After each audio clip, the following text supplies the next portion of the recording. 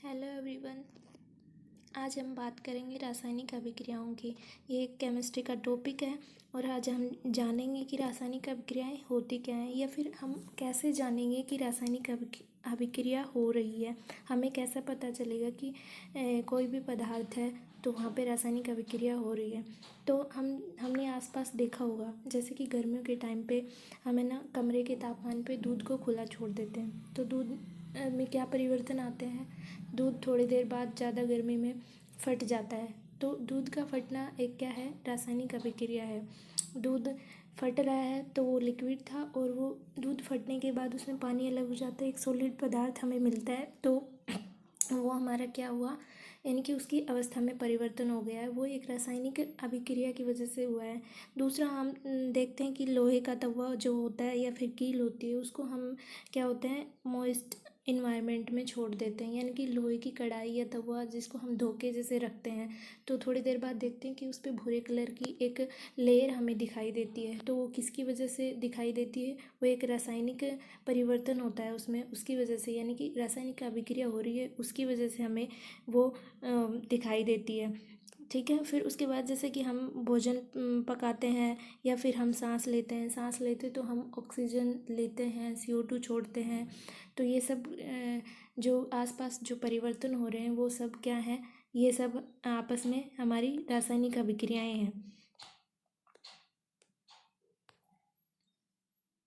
अब जैसे देखते हैं कि प्रारंभ में हम देखते हैं कि जो वस्तु ली थी, प्रारंभ में जो वस्तु थी उसके जो प्रकृति है या फिर जो हमारी उसकी पहचान है, उसमें कुछ ना कुछ चेंज आ गया है, उसमें कुछ ना कुछ बदलाव आ गया है। यानी कि उस पदार्थ के बदलाव से मतलब है उस पदार्थ की भौतिक या फिर जो रासायनिक उसमें भौतिक या रासायनिक परिवर्तन आ गए हैं। ठीक है। रासायनिक परिवर्तन है, उसका अर्थ क्या होता है, रासायनिक परिवर्तन से अर्थ होता है कि उसकी अवस्था में परिवर्तन होना। अवस्था में परिवर्तन से मतलब जब हमारा जो दूध था वो हमारा लिक्विड था, तरल पदार्थ था, जब वो फटा तो हमें एक सॉलिड पदार्थ मिला, यानी कि उसकी अवस्था में परिवर्तन हो गया।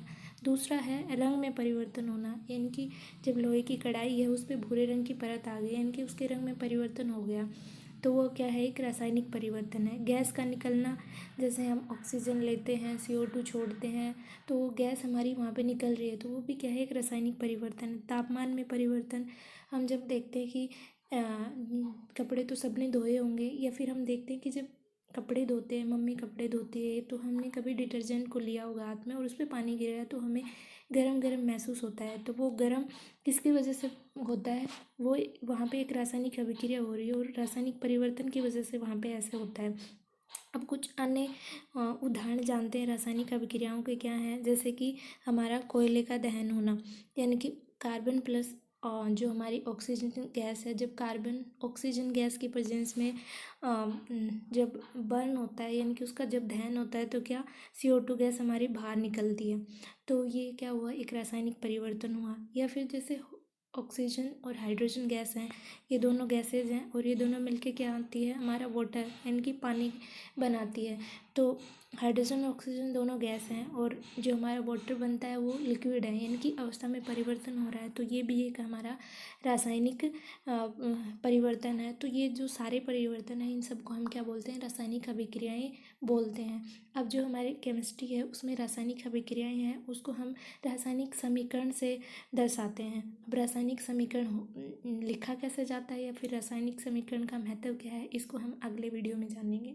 तब तक के लिए धन्यवाद।